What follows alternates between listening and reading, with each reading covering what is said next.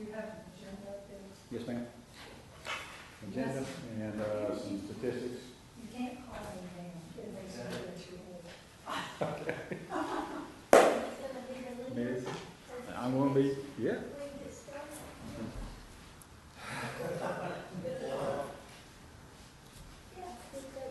Is that going to be in the sun? Or the hair? In here, probably. Not the sun. Yeah. The beach breeze, you meant to say, not sun. Well, we knew what you meant. Well, we know. Yeah. Okay. So let's go ahead and get started, please. Okay. Maybe the hordes will come in. Yep. Good afternoon, everybody. My name is Brian Kellenberger. I'm the Director of Beach Operations for Visit South Walton, Walton County's Tourist Development Council. Before we get started, got a few introductions. Mr. Jim Bagby, Executive Director. Josh Irvin, our Beach Maintenance Manager. Harold Taunton is one of our Code Enforcement Officers here to help us out today. A few rules before we get started. If you'll put your cell phones on vibrate. If you need to make or take a call, if you go outside, we'd appreciate it.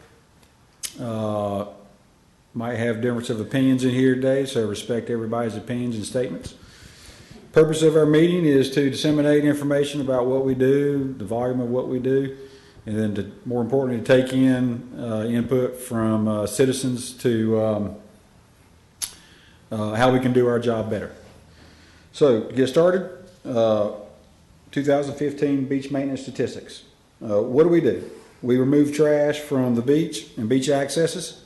We have 600 trash collection stations. You've probably seen them, our paper bags on the holders, up and down the 26 miles of beach. Some on the beach, some are topside at our parks, our bay parks. Last year we collected approximately 84,800 bags of garbage. That equates to around 850 tons, and that was just the trash out of those bags. We also take in what we call abandoned beach equipment. Some of it's left as trash, the other part we pick up as leave no trace, the people leave on the beach at night.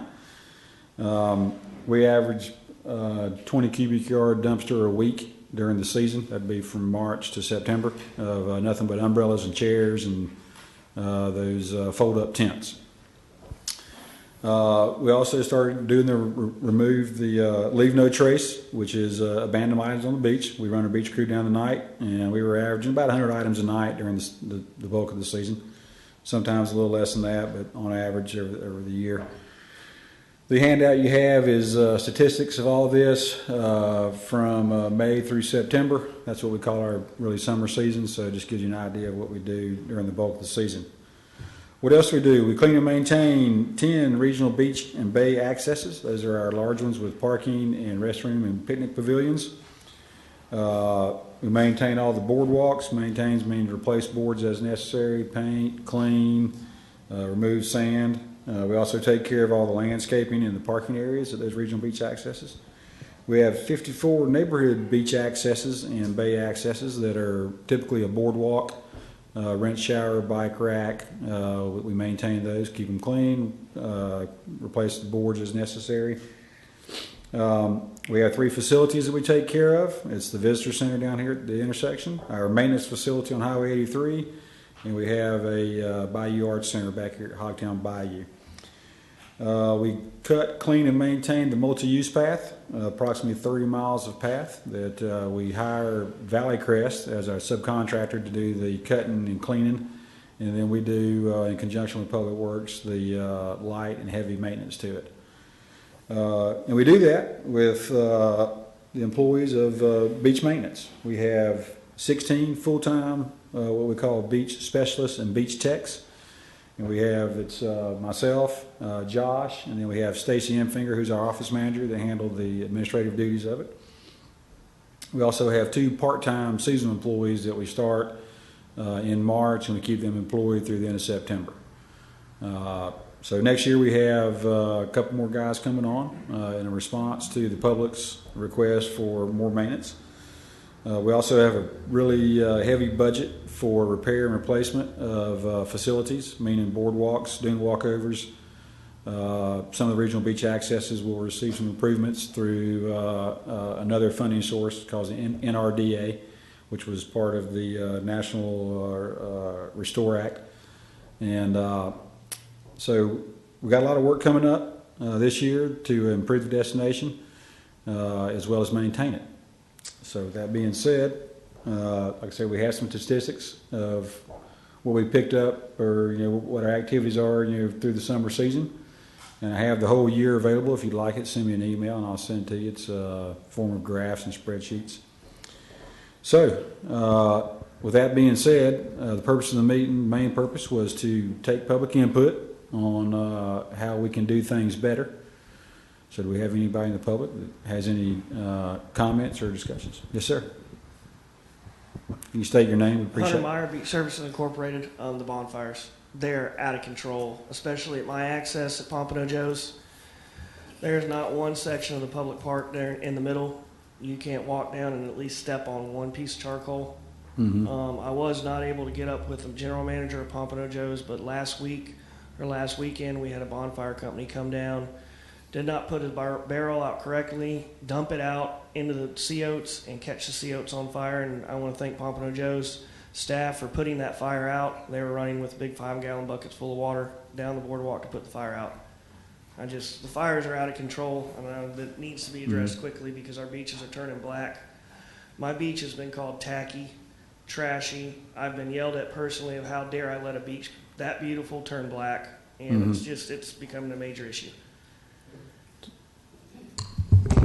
So what's your recommended solution? I honestly don't know, other than completely ban them. And I know that would mess up some people's livelihoods, but what I've encountered, especially recently, I was down there for a friend's party not too long ago, this weekend, Saturday, and I literally had a bunch of high school kids come down and start a fire directly in the sand because they saw us having a fire in the sand, a fire in a barrel. A lot of people see companies doing the fires down there, and they think you can just Joe Schmo can go down there and have a fire, and then we're left with the mess. Okay. What'd you do with my little filter thing? Do we require, speaking of fire, guys, thank you, Sammy, because yours was the first one up. Okay.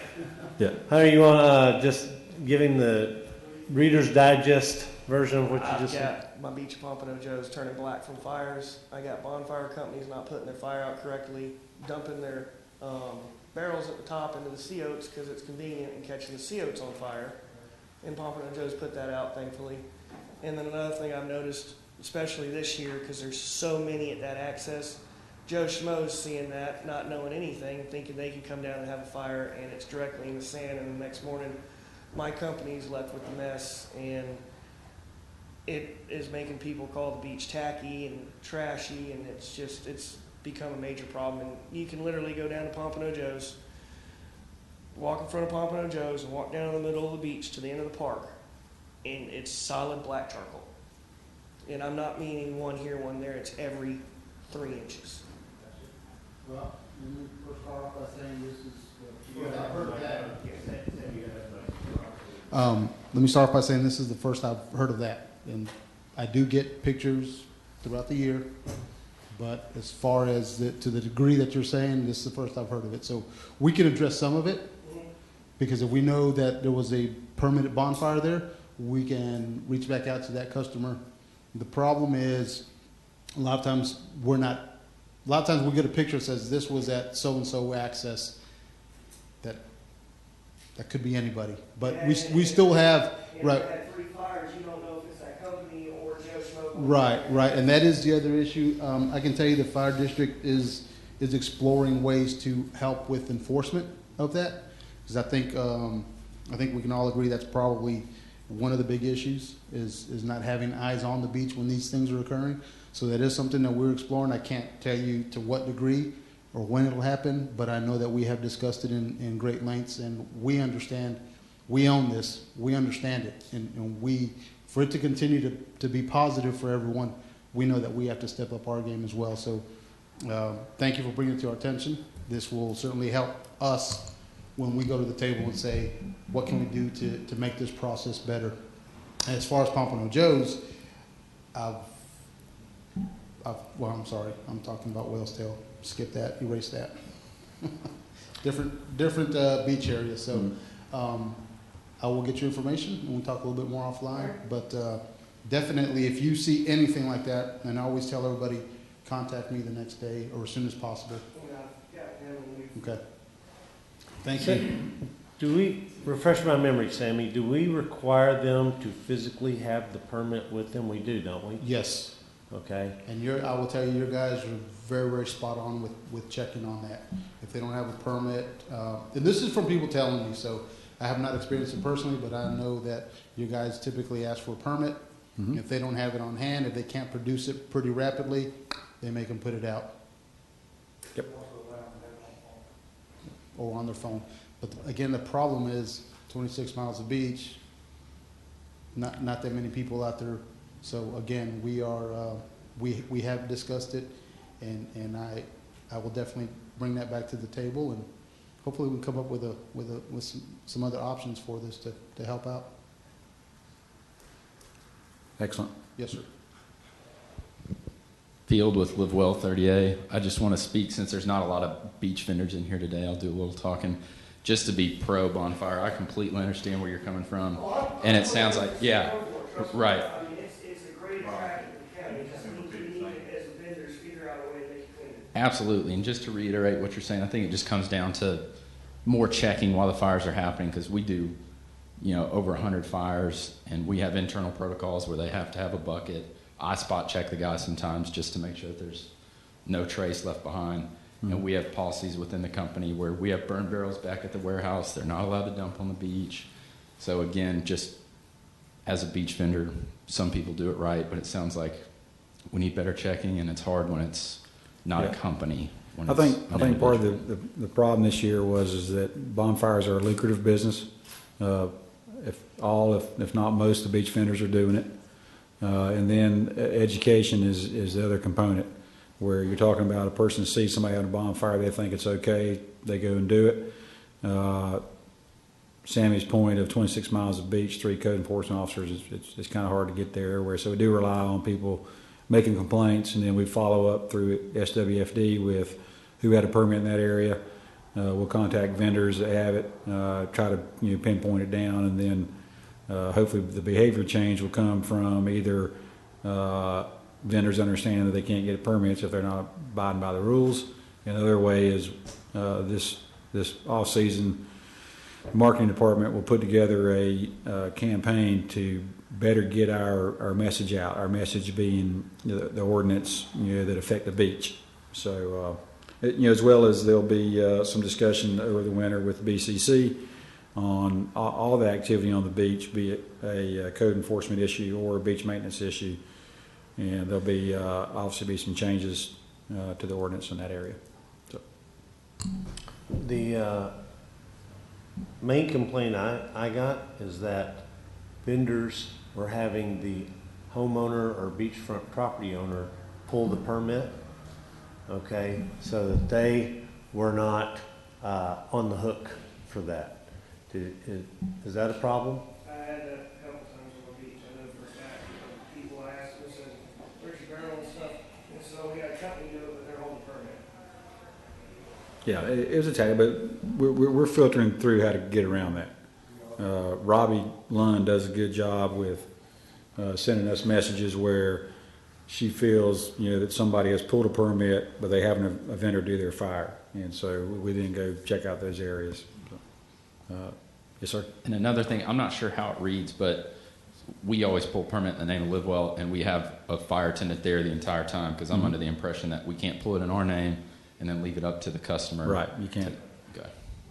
Yep, that's the way it's supposed to be done. There's no doubt the language in the ordinance is, I wouldn't say loose, but not as definitive as it could be. I agree. It needs to be. Yeah, but if something happens, essentially, that's your permit, right? So me and you are both on CNN, and I don't want to be on CNN. The last thing, I'm pro form too. Last thing I want to do is have Joe Smoke come down there and he's done one down here and it's cleaned up correctly, but you get nailed for it. I don't want that. yeah, I mean, no. it almost come down to where vendors only can do fires in the county, but that's a catch-22 about that. So, Sammy, are you gonna have language by the first meeting in November to recommend to change the ordinance with respect to beach fires? I will definitely speak with Chief Talbert, and that's where I get my marching orders from, but I will definitely bring up the concerns from this meeting, and hopefully we can.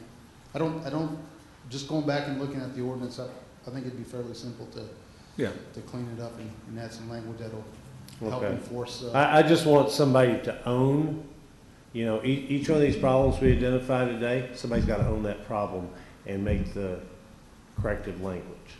And then, yeah, the thing we learned last year was we waited way too late. We were before the beginning of the season, but by the time it went through the political process and got kicked back and got vetted properly, you know, we were in the middle of May and we were already halfway in the season. That's too late. So the goal this year is we make all our recommendations the first meeting in November. Every one of them, to all the ordinances that we want changed before next year. And then if it takes 3 months, November, December, we still get it out in February. And we're not telling people, oh, by the way, we're taking all your stuff you leave on the beach at night, as opposed to tagging it like we did this year and some of the other things that got kind of in the middle of the season. This is the vendor side and this is the private side. Gotcha. Yes, sir, Joe. Question on that. Joe, if you'll state your name. Yeah, my name is Joe Serrato, and I'm a resident of Walton County for a pretty good while now. I've had sons who've done various things in beach vendor areas. Is there a permit that the vendors have to have paid for in order to offer the service of a beach bonfire in addition to a chair and umbrella type permit? We have two types of vendors. We have what we call specific place vendor permits, and those are permits typically associated with resort communities, HOAs. Yeah. And then we also have what we call delivery vendor permits. And those are type of people that typically deliver their equipment to the regional and neighborhood beach accesses. Not to say they can't deliver them to private dwellings, but they primarily do business on that. Both those types of vendors are allowed to do bonfires. In addition to the vending permit, they have to seek and apply for and receive a bonfire permit for that specific bonfire that night at that location. And given that you've got this one class of whether they be home delivery or site specific, they are able to do this, and they have bought a permit that enables them to do this. They do. Now, and here's my question: should the cost of a bonfire permit for anybody other than one of those people be at a much higher rate so that somebody doesn't get a homeowner to pull a permit rather than having somebody who is obviously going to be held more accountable that has this permission and has paid for it? Somebody just showing up saying, I want to get one of these.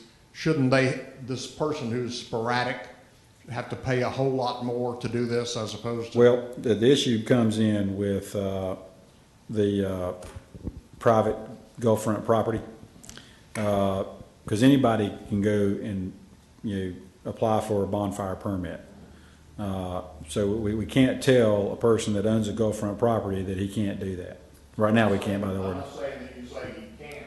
Right. But if he does not hold a permit to do it as a professional, then I'd say the rate should be much higher. Well, if he was doing it for some other piece of property, in other words, if he had basically become a vendor, he would be required to get a vendor's permit. So most of the permits that we see pulled by individuals are for their property.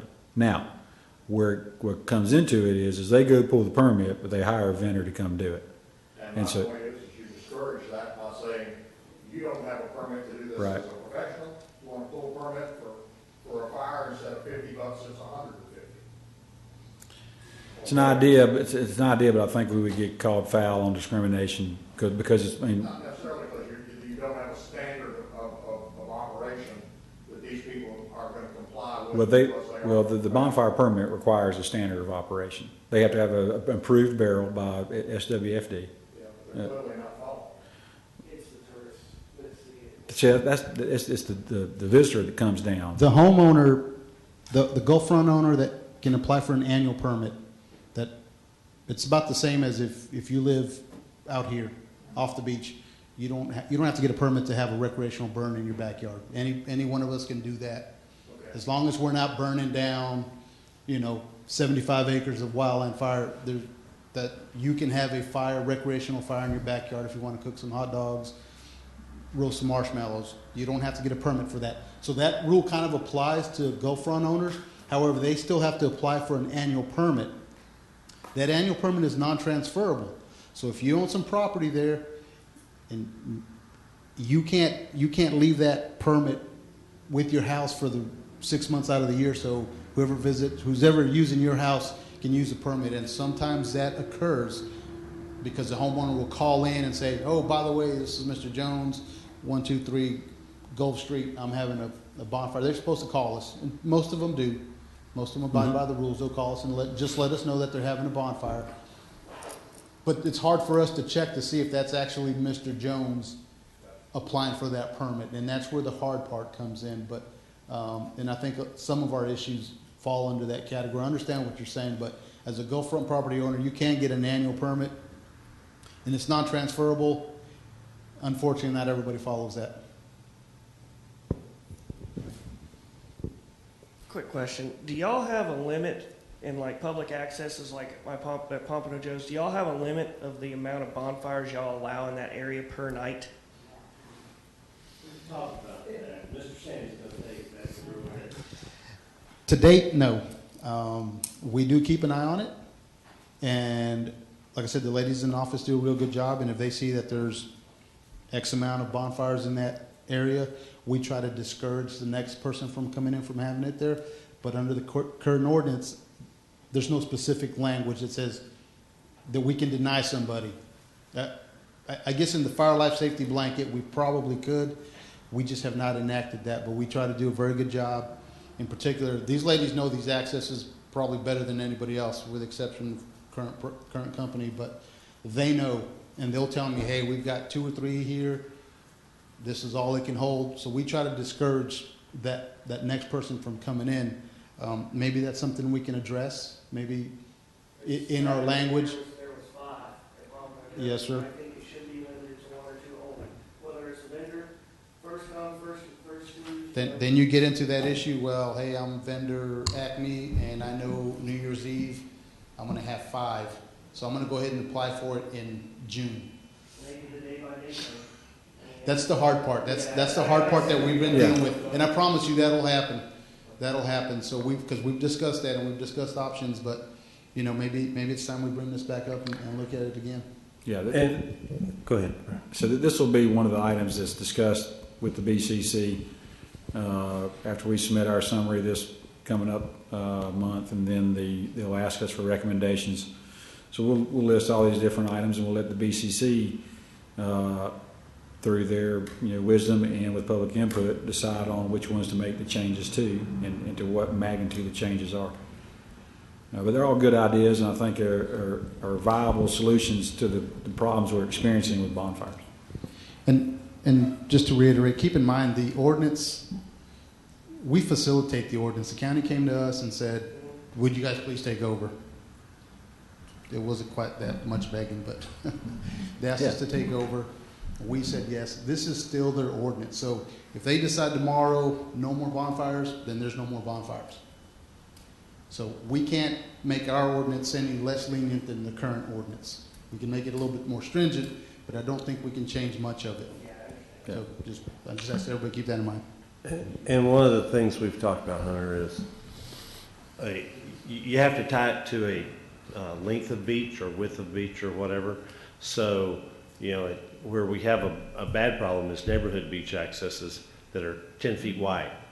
And you get 2 people down there that want to have bonfires. Well, typically they're in front of 2 private homes with their bonfire, and then the private homeowner gets upset and says, who authorized this bonfire? Well, it was So there may be, you know, either one, limit it to one at every neighborhood beach access, or none at neighborhood beach accesses, public, you know.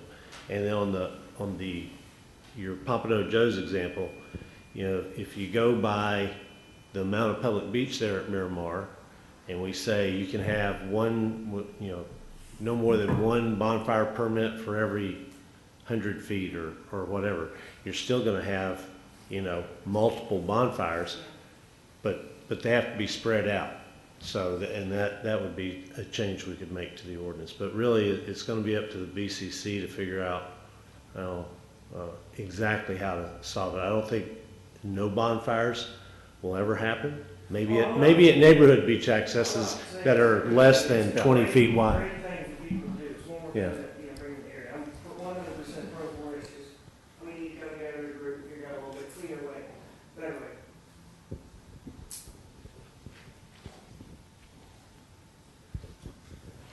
Does this fall under? Name? Name? Oh, Lisa Bauschy. Does this fall under the upland homeowner permission situation too, or no? Yes, ma'am. Yeah, the ordinance has that clause, 2260D8, that says any commercial vending on public beach that is contiguous to private upland property, the private upland property has to give written authorization. Okay, so So, in Jim's example, then if there's a 6-foot wide access or 10-foot wide access and they spread themselves out far enough to be on upland property, then the upland property owner could call and report it. And, okay. yeah. But I like your idea a lot, Jim, that there's probably a minimum amount of space that you need to do these things properly and allow people to gather around them. And if an access point is too small for that, it makes a lot of sense to just not permit it in that particular case. And then one other suggestion, and I know how you all love signs, but yeah, but you know, we've got on each of your pretty signs now that exist at the various accesses.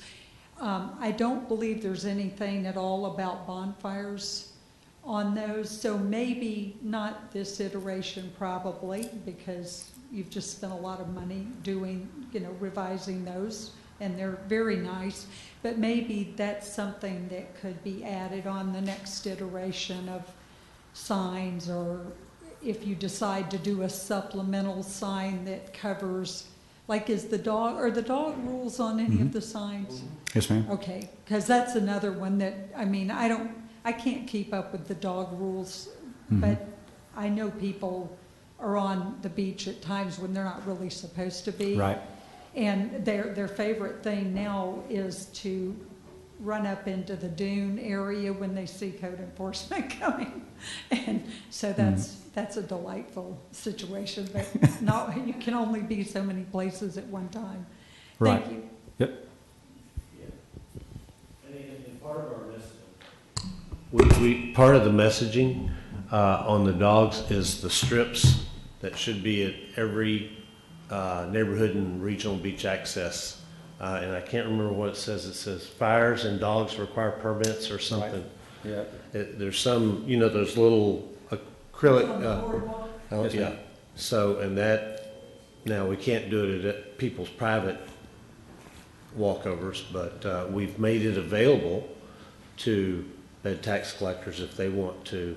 And I think the Hilton came by, somebody came by and got some. We've given out about 15 sets to resorts and private individuals for them to get the message out. But once again, the key is getting the message out.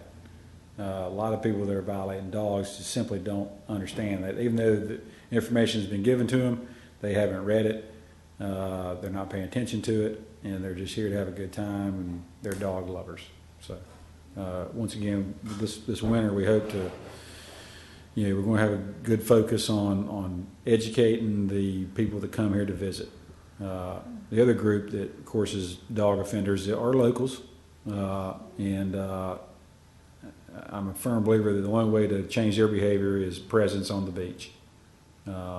We've written tickets They run from us. They figure out our patterns. They leave themselves escape routes. But we have figured out that if they know they're going to encounter us, then they're less likely to be breaking the dog rule. I have another suggestion, which may or may not be practical, but we're fortunate enough that we have volunteers that like to help with the sheriff's department. We have volunteers that like to help with the turtles.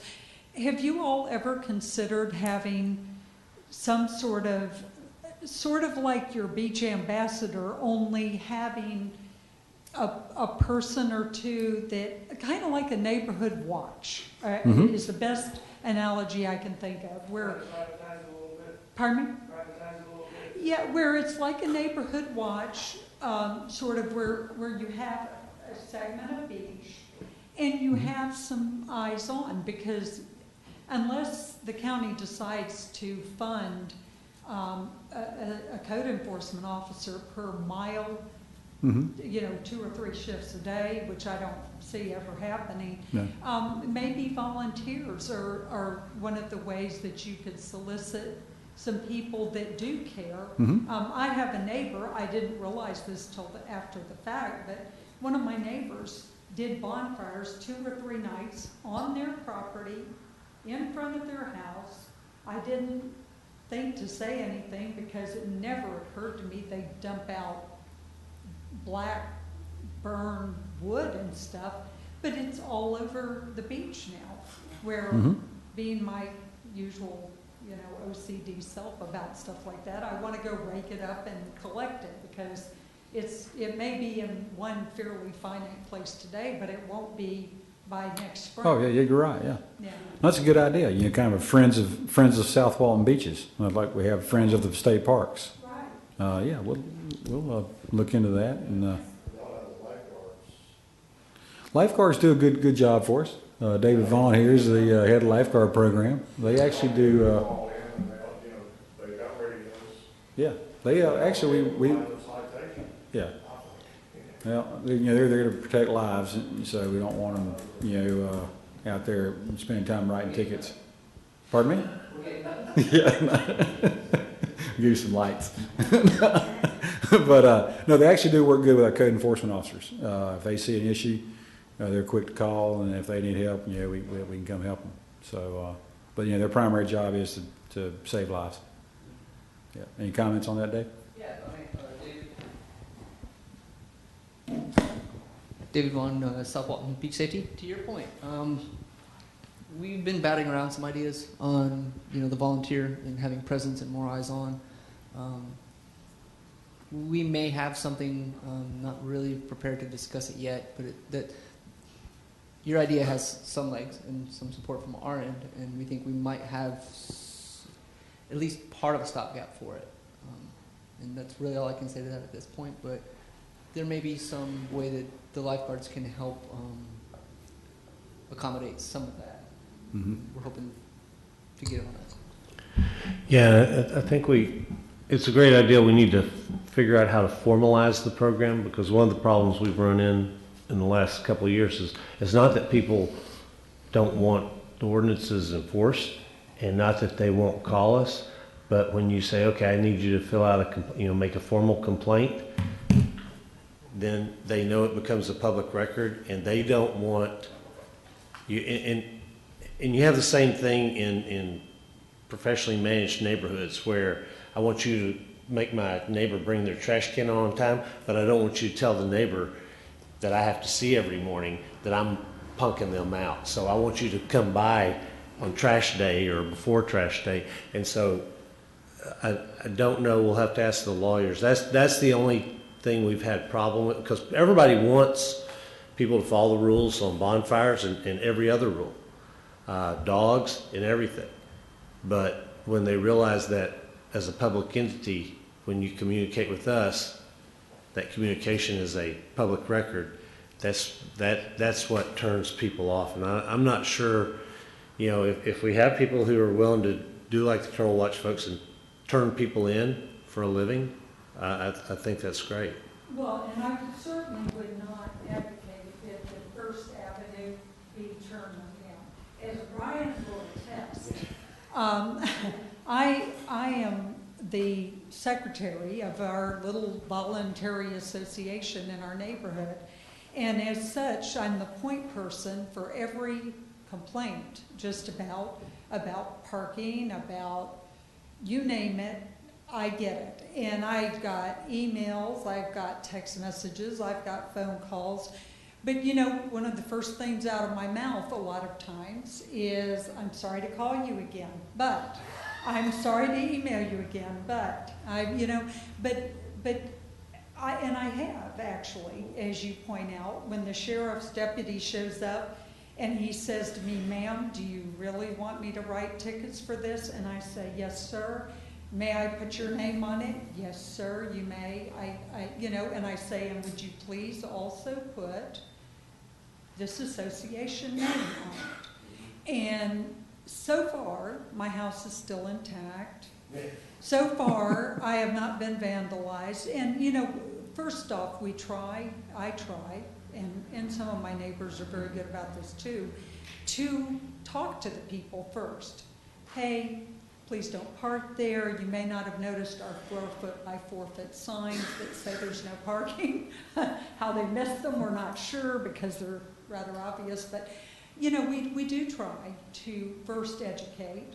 We do. I've told a few people very nicely, your dog's adorable, but you may not be aware you're not allowed to have the dog down here in the middle of the day. Mm-hmm. And, you know, almost everybody goes, oh, I didn't know that. Now, maybe they did, but they say they didn't, but they take them back home. Yeah. And so my first recourse is never, I'm more like first a beach ambassador, but for repeat offenders, I'm not much of an ambassador. I'm more like, okay, guys, I've tried to talk to you nicely. You keep doing it. Now you get the ticket. So it's worked pretty well. It's just the sheriff's office has my name memorized. Pretty soon they'll have my phone number memorized. I'm sort of like, a little mini code enforcement. If you guys want to induct me, I'll be glad to. No. That's a good idea. We'll bring it up in the recommendations. We are slightly changing our ambassador program this year, moving up that position to a part-time position. And so, could, complement it by something like this. But Jim's right. It does have to be looked into, formalized, rules established and all that, rules of engagement. And, but it will help if you give it a name, like Friends. Oh, most definitely. Beach Ambassador. Yeah. Or something like that, where it's not, they may have to state their name, like the turtle people. Mm-hmm. I mean, everybody knows South Walton Turtle Watch now, and just because Sharon Maxwell or Bobby or somebody puts their name on it, people know it's on behalf of South Walton Turtle Watch. So if you have that kind of thing, it helps alleviate just a little bit people feeling like, well, it's just one person out to get me type thing. Yeah. Well, and one of the things we're going to do is increase the production of our beach score guides, because all the turtle rules, all the dog rule, that's in the beach scores guide. And like this year, of course, we didn't start until July or August, but when people would come pick up their leave no trace stuff and go, nobody told me, I don't know. Here's a beach scores guide. Could you leave this in the rental unit for the next person so that they will at least know or be aware of? And we'll give beach score guides. We'll give them to the beach vendors. We'll give them to the communities. We try to distribute them. We'll give them to the neighborhood watch folks, where you can just go down and hand them this and say, I think panel 4 relates to what you're doing. Yeah. Okay. Any other comments, ideas on beach maintenance?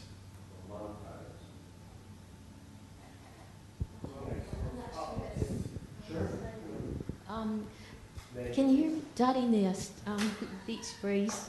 Do you guys plan to change the little poles that you are putting up to mark the vendor area, or is that going to continue?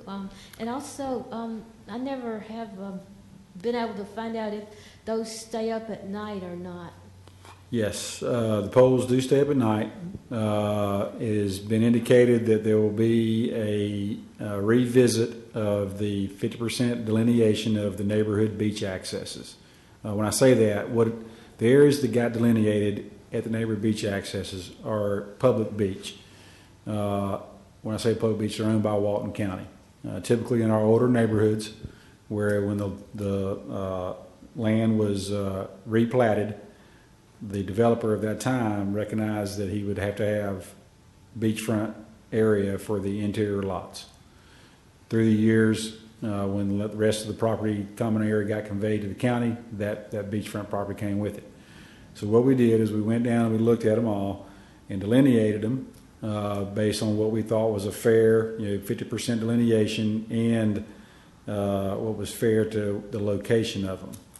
However, because of the clause 2260 D8 that allows a upland property owner, they have to give authorization to the vendors.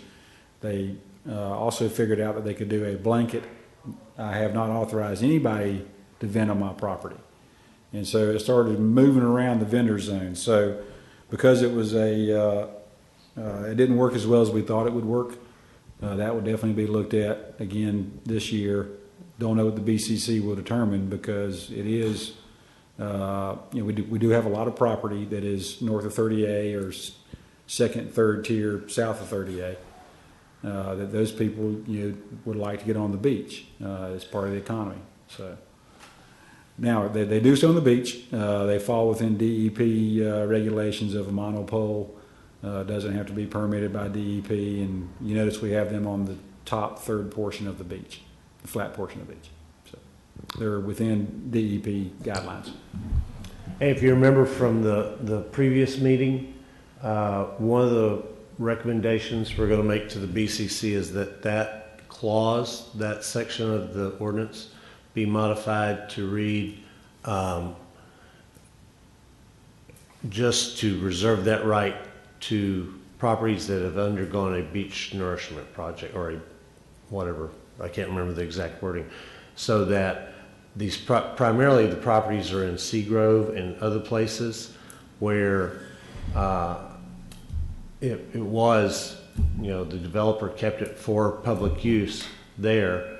And so the reason that clause, we believe, was inserted 5 years ago or whatever, was to protect the upland property owners in the western end of the county that had actually undergone, because one of their major beach nourishment project, because one of their major concerns was that the beach out in front of them would be completely filled with vendors, and then they would lose the enjoyment of their property.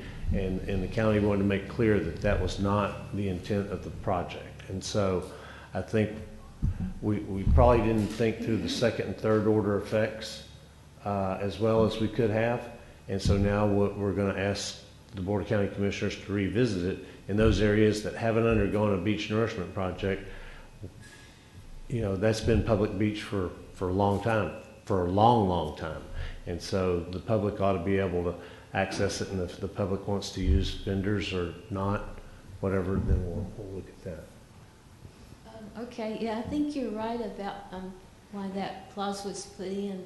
That's what I remember from when they were preparing for that first beach nourishment project. Do those poles affect the turtles at all, or have you thought about going to like something like a balloon type thing maybe that might not? No, we looked at different ways of doing that. We tried to find the least obtrusive way that was within DEP guidelines, and that really we think is the most effective solution. We've had complaints about the color. Is you can't see it because of the sand. Well, we chose white so it wouldn't be too obtrusive, but we put the small accent marks at the top so you could see it. But no, if a turtle runs up against it, they'll get around it. Like I say, it's within what FDEP allows on the beach. So, like I say, we're open to suggestions. I'm not sure if balloons on strings will stay permanent, but I was just thinking that something that wouldn't can hinder a turtle, but. Yeah, well, the balloons, aren't good, they bust, and then the turtles think they're jellyfish. That's true, they eat them and Yeah, it's not so- good for 'em. Yeah. Yes, sir, Joe? You mentioned I'm Joe Serrato again, hadn't changed. You mentioned that you had 10 access facilities that are more improved, and I'm presuming that means bathrooms, parking, et cetera. Right, it's what we call regional beach accesses. Okay, like an Ed Walleen or Correct. a Fort Panic, et cetera. Mhm. Do you have lifeguard towers at every one of those 10? We do. No, there's 8 on the beach, and then there's 2 bay accesses. So there's 8 regional beach accesses on the beach, And on the they all Gulf. have lifeguards? Right, and our bay then- accesses do not have lifeguards. And you have lifeguards at the Sandestin Resort? Correct? No, stop. I'm sorry. We do not. Yeah. Sandestin Resort contracts independently, or actually Sandestin Owners Association, I believe, contracts independently with the South Walton Fire District for the guard tower at Sandestin. We didn't pay for the tower, we No, don't pay for the guards, we Yeah. don't pay for anything. That is a private beach. That's not my concern. They are reimbursing, and that's fine. And they do generate a great deal of bed tax, but I don't mind them paying for it. Yeah. And but my point is Majestic Sun has got one of the worst rips on the whole Gulf Coast. And there's some of the other resorts down East End where you've got the 2 accidental towers that shouldn't be there, have a high density of people, and you don't have a lifeguard stand except for at Bramble and at Inlet Beach. You got way too big a stretch.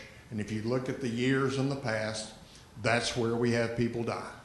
And what can we do to say that what Sandestin is doing would be almost mandatory for any place that has a certain type of density of people on the beach? So that we have, we've got 26 miles of beach and 9 lifeguard towers. I think we need 16 lifeguard towers. Yeah. We need more lifeguards. Yeah. And what do we do to make that happen? Yeah, definitely, it's a Board of County Commissioners decision. So the typical way to do that is lobby your district commissioner, and really lobby all of them. The way I usually give the instructions is present your problem, present a viable solution, remove as much motion out of it as you can, and get an agenda item at a BCC meeting. And that usually gets consideration. You'll have different people have different ideas. County Commission might not have the same idea you have, but if you present a good argument, that usually gets good consideration and then gets a change that will be acceptable. But that's the correct way to do it. Yeah, I would say another way to attack it, okay, because I'm not sure the county commissioners would direct individual developers and require them to have lifeguards, is to do a campaign from the bottom up as opposed from the top down, and get with Dottie, okay, and somebody from the Sun or whatever, and say, let's do an article and highlight the fact that Sandestin cares enough about its visitors and its residents and its owners that they paid for a lifeguard stand out of their own pocket. And then what that does is that's the carrot approach to, the Rosemary's Alice, Seaside's, Watercolor, Water Sound, whatever of the world. So, well, we care about our residents and our visitors just as much as Sandestin does. What's the cost of a lifeguard tower? And I think if you follow that approach, you probably get 3 or 4 of the larger communities that are geographically dispersed to pony up for that, because we do pay for the training cost for the beach safety program, but we don't pay for the stand, we don't pay for the lifeguards that are physically there, their salaries, but we pay for the training because it's an overhead cost, quite honestly, that's necessary. And I'm a little familiar, as you know, with that from years past. And, but one of my problems with the way it all kind of works out is these are the places that generate the biggest chunks of bed tax. Mhm. And it seems to me they should have some kind of other benefit other than the money they're making in their activities by the fact that they are paying this in the way of having safety provided for their guests. And, you know, the way that I know it's contracted by the TDC with the fire department runs it on a contractual basis, and I like that. It just seems to me that there ought to be some way to meet in the middle where maybe part of their bed tax could be credited towards some of this cost. Whether they, you know, they don't want to, I can't remember I used to hear something like 80 grand a year per tower or some number like that, with 2 guards and only. More than that. Huh? It is now. This was, well, Yeah. when my boys were there, that was the number. And, you know, I just think that we need a lot more towers up and down this beach. Yeah, but once again, see, what you're talking about are viable solutions. So either approach, top down or bottom up, you take those viable solutions to the people that you want to get behavior change from, and they say, hey, good idea. Bed tax. If I was a bed tax collector at a large, you know, hotel like One Seagrove, you know, I would say, you know, I'd figure out what I pay or what I collect in bed tax collections, and I'd say, you know, Walton County, I think we ought to come to some sort of fair and equitable agreement on how we can get a tower out here. And once again, those are the viable solutions. If you just come with a problem, people don't listen to you. They don't consider you. They just consider you a complainer. But if you come with a true viable solution or a series of solutions, then you get much better consideration. Because you're right. There does need to be more lifeguard stations. That's where the deaths are. Mhm.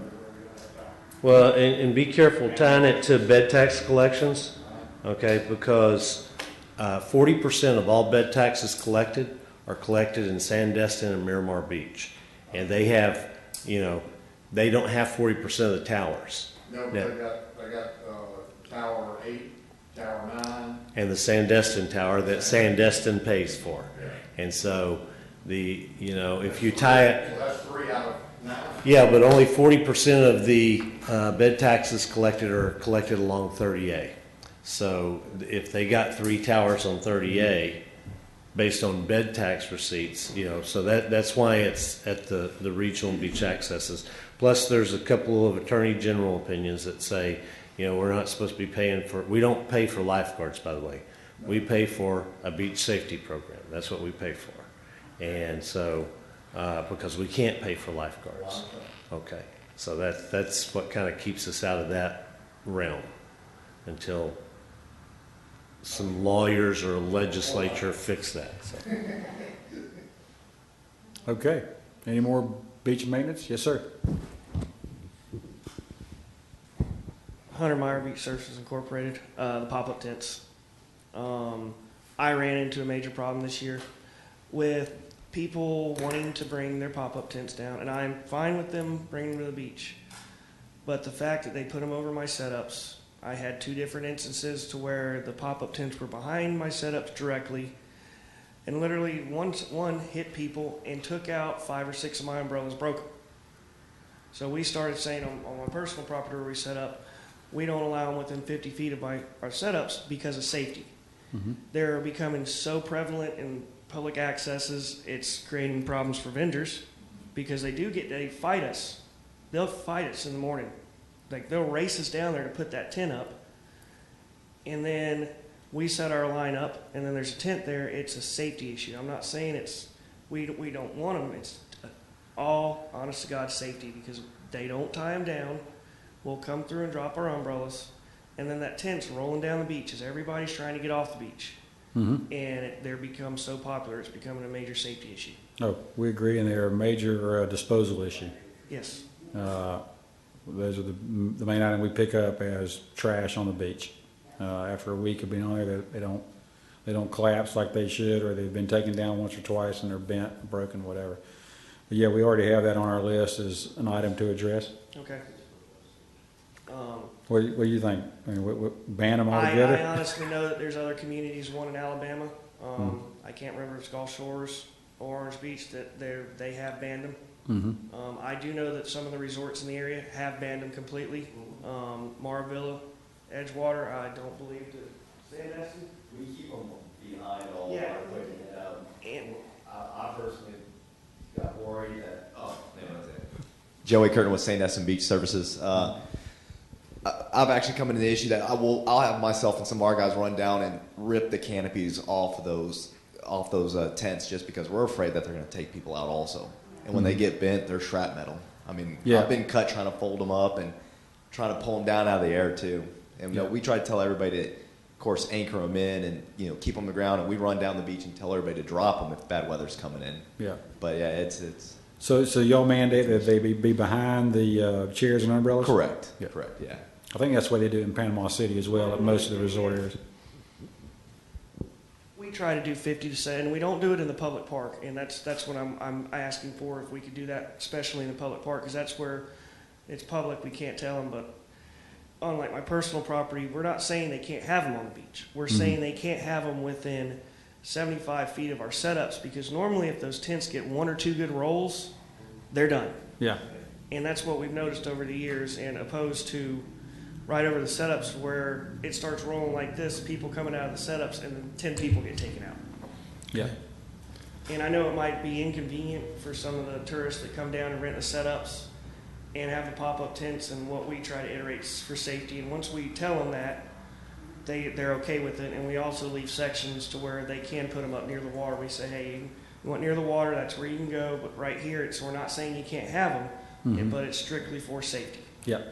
Okay. So we'll own that one, and Brian will get with Panama City Beach and see what their rule is. What is a good distance from the landward edge of the wet sand? Because you can't just. I don't think we can recommend outlaw them. I mean, Edgewater, I know several of the resorts do. I'm not sure we can do that. So. Half the distance of the beach. Yeah, we when it's slow like this and there's 1 or 2 tents, we'll go 50 feet. But in the summertime, when I've got 3/4 of the people in my setups with a pop-up tent, we're going almost 100 feet back to 75 feet back. And I mean, 90% of them are okay with it. They understand it. You get your 10, 15% that are upset, but we try to tell them it's strictly for safety. And then there's been 2 or 3 instances this summer to where they came to me afterwards and said, wow, we understand what you're saying. Our tent's 100 feet down the beach in a pile of mess. But then at the end of the day, they pick their stuff up and leave the tent for y'all to pick up. Yeah. Yeah. The tent fairies. Yes. The magic tent fairies that make things disappear at night. Okay. Yeah, no, all good ideas, and we'll find out what our neighbors are doing. I believe down, like say, Panama City, since their beach was renourished, they have a little bit better ability to regulate that seaward portion of the beach. And in fact, they keep beach vendor chairs 30 feet back from the rack line. And the resort communities I've been to, tents aren't allowed in front of the beach vendor chairs. So we'll bring that up. Yeah. We're more worried about safety too. We don't have to worry about that. Yeah. Yeah, it's a safety and a trash issue for us. We pick up a lot of them. But not the little trifold tents that people put their little. No, babies, we allow those right by themselves. Just like the 10 by 10. Yeah. Yeah, you guys pick a lot of rubbish. And we try to take a lot of it off too. Yeah. Y'all see the cool cabanas this year? They're set up like an umbrella, but they have cloth legs. Oh man, I saw one of those. So they're built for high wind, and they're only this tall, and that's No, what I haven't seen we those. give I've people seen for the days. bigger ones, but I haven't seen those little ones. I like that. I should Watch the video on YouTube. They're built for like 40 mile an hour wind.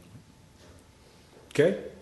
Any more input? Yes, sir. One last question. I'm sincerely apologize for bringing up bonfires again.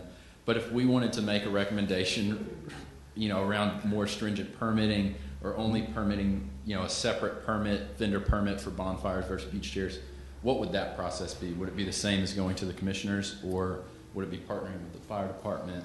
No, we'll like I say, we'll be working with Sammy on language for the bonfires for the BCC to consider. So what you're saying is have it so that there is a third type of vendor permit that is for. I'm just thinking out loud. Yeah. I agree with that. Uh, Limit the amount of vendors for fires, so. Because then you could do training and things relevant just to fires. Do fires in the county? I know they're starting to get a lot.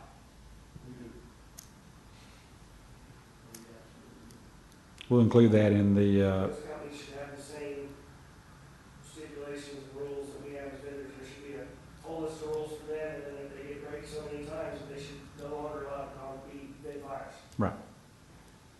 You know, they have the same rules, and we actually, bonfires are kind of a particular item that is regulated by two different entities. You know, it's by South Walton Fire District and by us, and the Sheriff's Department. So I truly believe the issues we had this year is because it's such a popular thing to do, and obviously good money in it from what I've seen on the advertisements. Do you offer the artwork in the barrels? Because that's one of the ones I've seen, artwork, people are cutting the artwork, and I know there's 2 or 3 companies doing it now.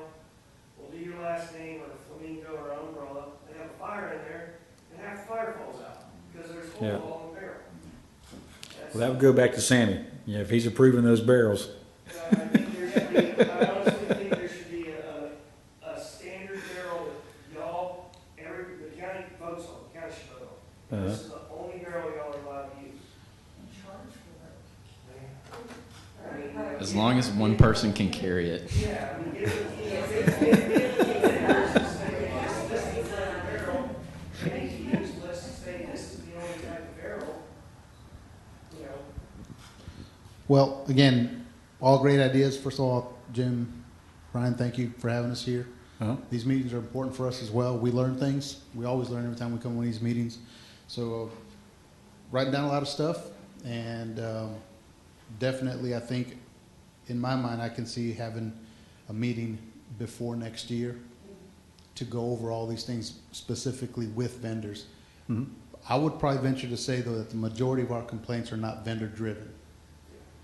If I had to guess, they're not vendor driven. So how do we reach that population? That's what we're working on. So That would almost, come back to the vendors that are doing fires at that location, should almost have a little bit of policing right to go to the people and say, this is not. well, I think if you're on the beach, this is your beach, this is our beach, you have every right. You just got to be careful because there's somebody always bigger and badder than you that's not going to like that. So, but that again, these are ideas, and this is why we have these meetings. I think again, it's important for us because I'm learning some things. So, and I just want to add also back to the lifeguard thing. If you start your grassroots efforts, please keep in mind this number, and that number is 0. That's how many deaths have occurred on guarded beaches in 10 years since we've had this program. That's a really good number that doesn't get advertised a lot, but it's important if you take this to like Jim said, to the Rosemary's and to the Alice beaches, compare those numbers. So just want to throw that plug in for Dave there.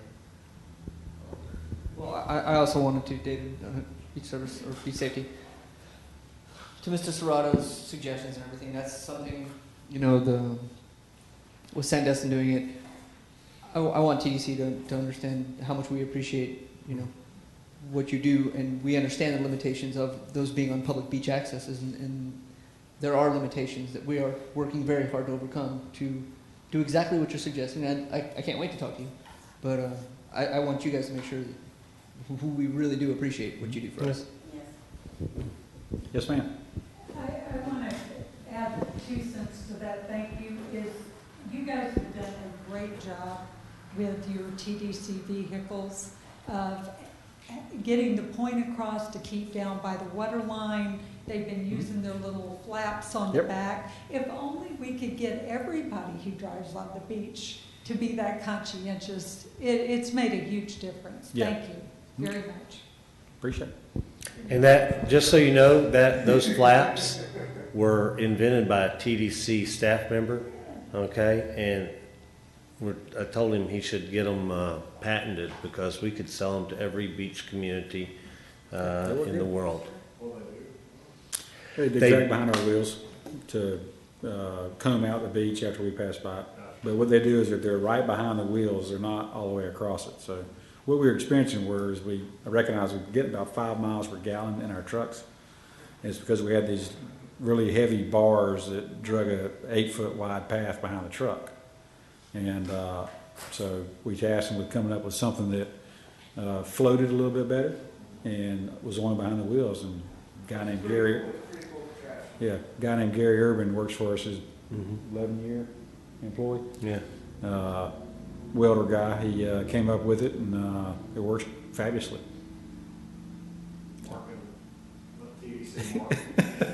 We should. South Walton Beach Rake. All right, anything else? Yeah, I got just a couple of things. Just so y'all are aware, some changes that are going to occur. One of them's not really a change. It occurred late in the season this year, and that's the leave no trace. We're going to stay with the remove it. The tagging program's dead and should never be brought back, because what we will find, what we believe we will find, or what we found in the past in certain communities, is that people learn. And so other than the tents that blew down the beach that I'm leaving tomorrow because it's Saturday anyway, and let the tent fairies get that, people will learn to pull their stuff off the beach. We have some issues on public beaches and whether we allow, and I think we discussed this at the last meeting, vending equipment to stay there overnight for delivery type vendors. Not in the boxes. We're not talking about the boxes, because the boxes are,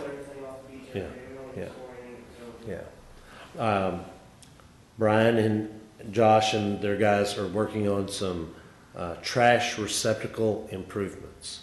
What we're trying to do, if you think of it as not a 4-poster bed, but as a four top, okay, where there's 4 trash cans on a pole, basically, because what we found is, we have a huge number of trash receptacles, and some of them are overflowing, the ones that, right by the public beach access walkover stairs, and some of them, which are, 100 yards down the beach, are empty.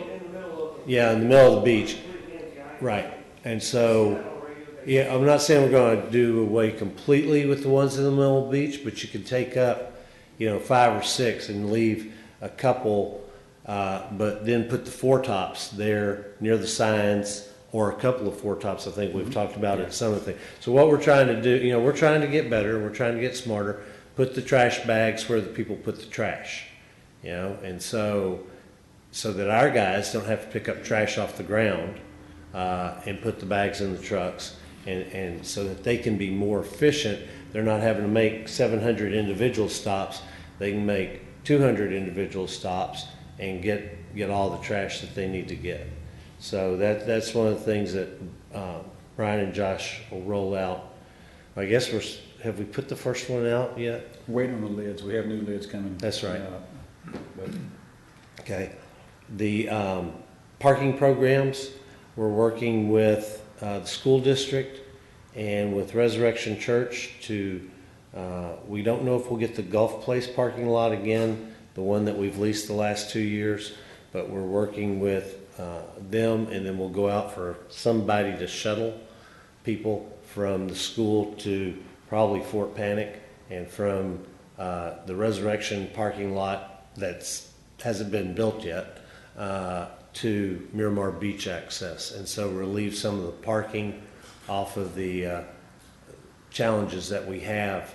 And we want to do one on 30A, and we want to do one in the western end, just as a proof of concept to see if it's going to work. The parking lot right across the street had mixed results, quite honestly. There were still people parking all the way up and down the road at Ed Wallene, and I would go by, at least once or twice a week, and there'd be 10 cars in the parking lot that we were paying for. Signage was an issue. There were a bunch of issues that we could work through there.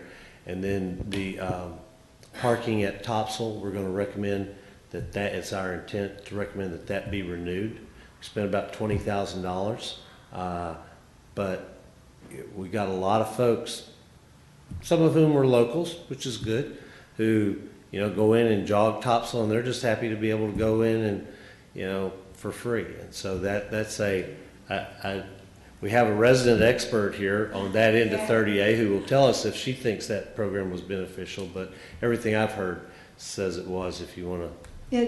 It was. The only thing I'd like to recommend, and again, I know how much you love signs, but the signage, the only sign after maybe just very preliminary that I ever saw was after you were already in topsoil. Mm-hmm. Well, that unfortunately doesn't get them into topsoil. It means they went there on their own somehow.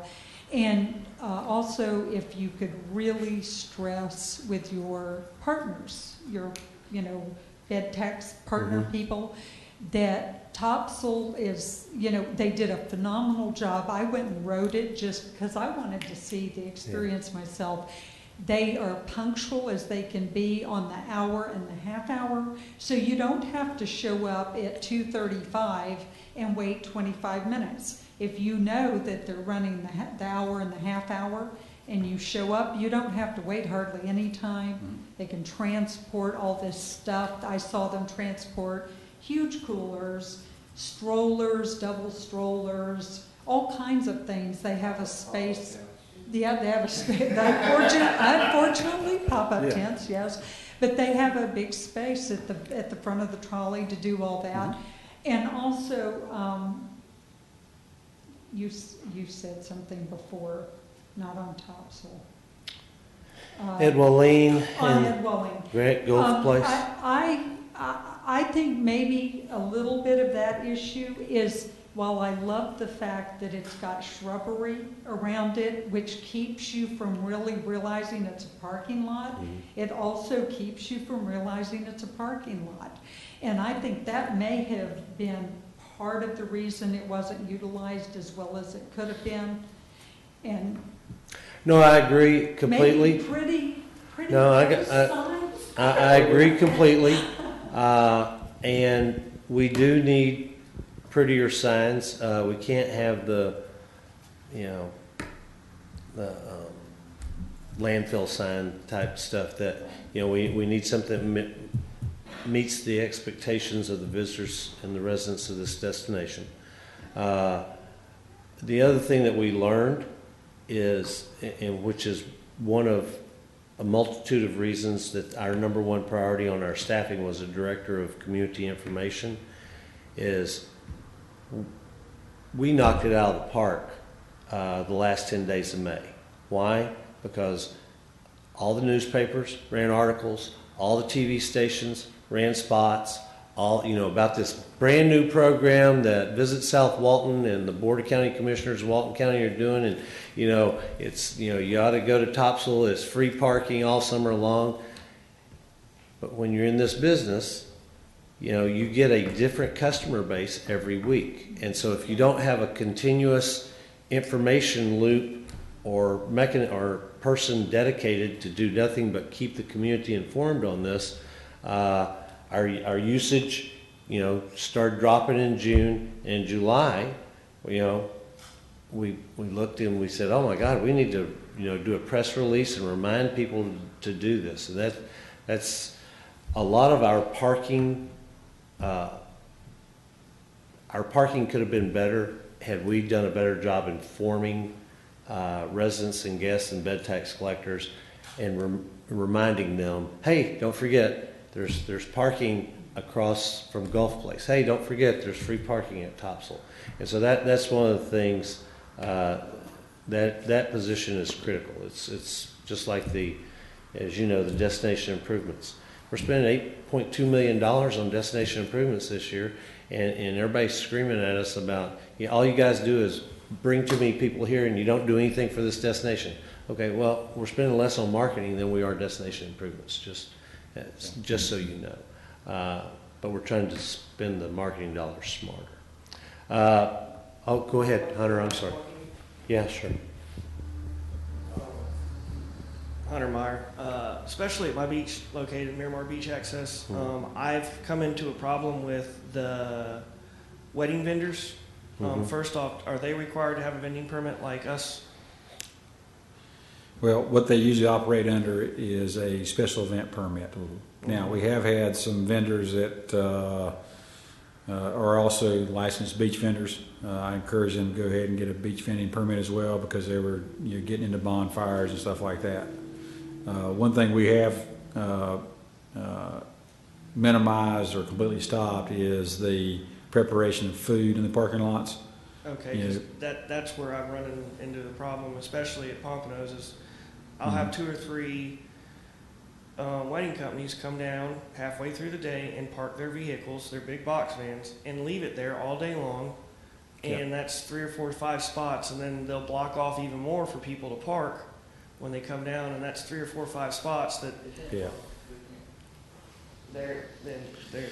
parking their equipment there all day. If you see them holding parking places, give our code enforcement guys a call. We'll come down and correct that immediately. I mean, there was one instance this weekend also that they brought down a 35-foot gooseneck trailer, and it was in the parking lot for 2 days full of equipment.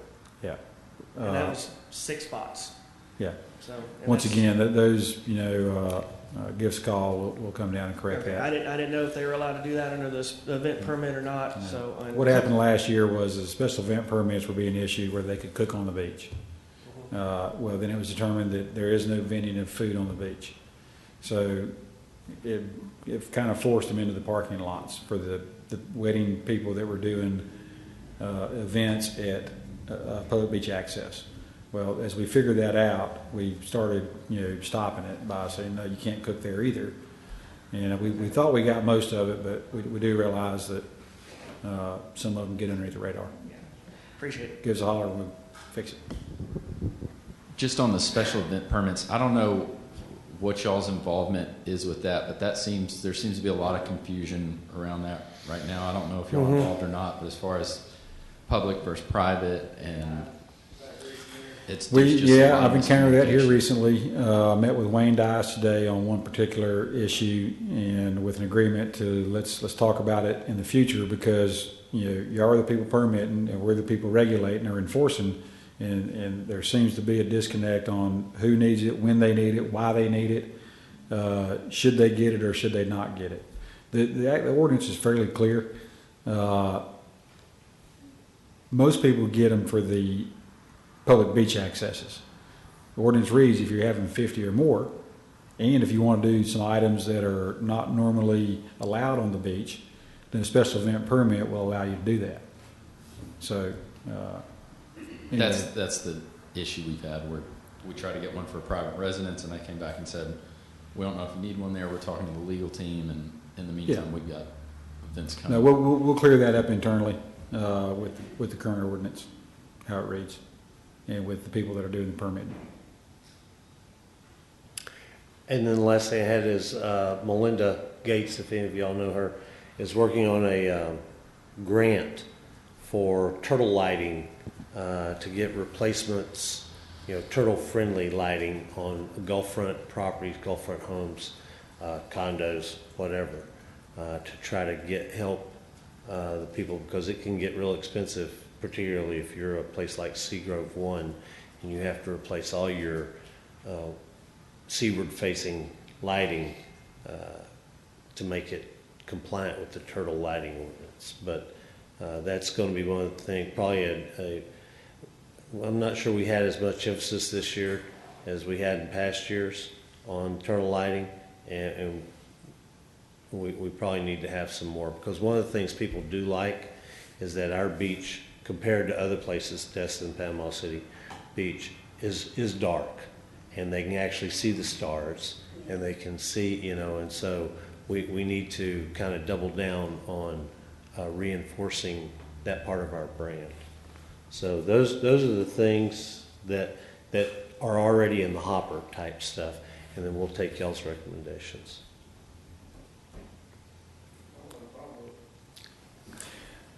All righty, appreciate everybody's participation today.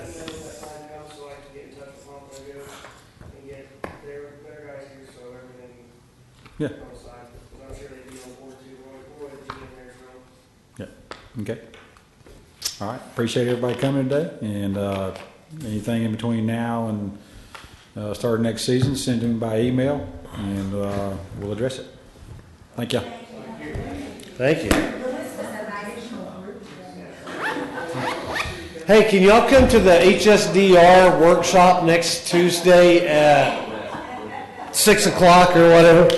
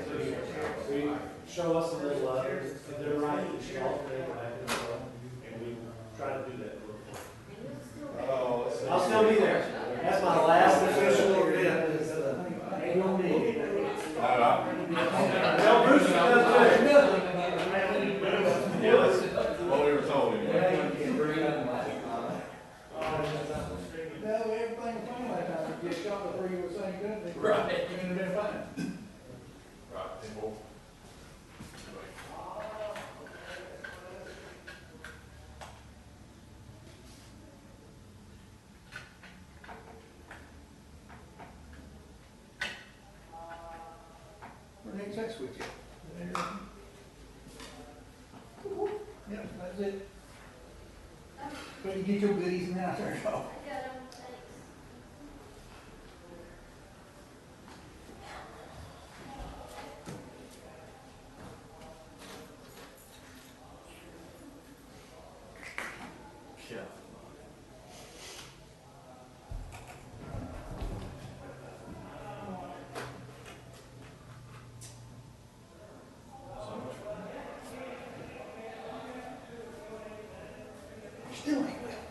Huh?